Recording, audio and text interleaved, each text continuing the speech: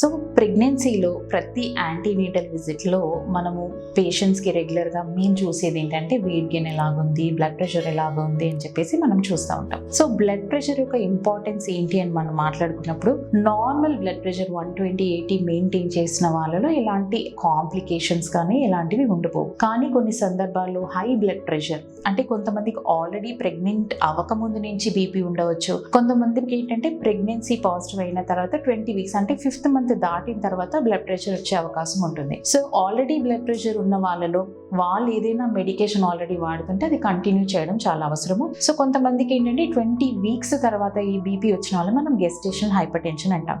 So ఇది ఒక high risk ప్రెగ్నెన్సీగా మనం పరిగణిస్తాం. ఎందుకంటే ఈ బ్లడ్ ప్రెషర్ అనేది మనం కంట్రోల్ అనేది చేయకపోతే చాలా రకాల కాంప్లికేషన్స్ అనేవి మదర్లో బేబీలో వచ్చే అవకాశం ఉంటుంది. సో ఈ కాంప్లికేషన్స్ గురించి మాట్లాడుకుంటే అన్కంట్రోల్ అంటే ఎక్కువ మోతాదులో బ్లడ్ ప్రెషర్ ఉంది, కంట్రోల్ అవ్వట్లేదు అన్నప్పుడు మదర్ అనేది ప్రీ ఎక్లాంసియాలో కూడా వెళ్ళే అవకాశం ఉంటుంది.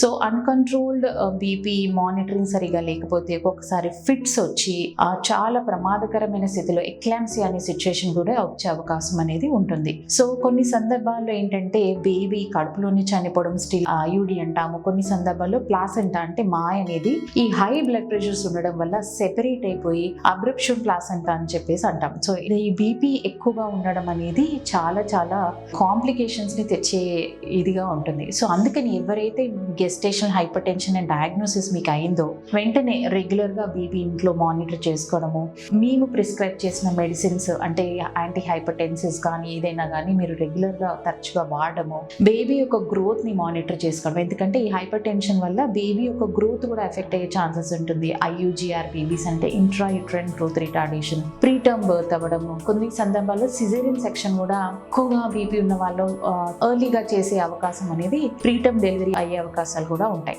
సో మీకు ఒకవేళ హై బ్లడ్ ప్రెషర్ అని మీ డయాగ్నోసిస్ అయితే దాన్ని నెగ్లెక్ట్ చేయకుండా రెగ్యులర్ యాంటీనేటల్ విజిట్స్ అనేవి మీ డాక్టర్ గారితో సంప్రదించి కరెక్ట్గా బీపీ ఇంట్లో మానిటర్ చేసుకొని దాన్ని కంట్రోల్ చేసుకోవడం అనేది ఒక సేఫ్ ప్రెగ్నెన్సీకి చాలా అవసరం.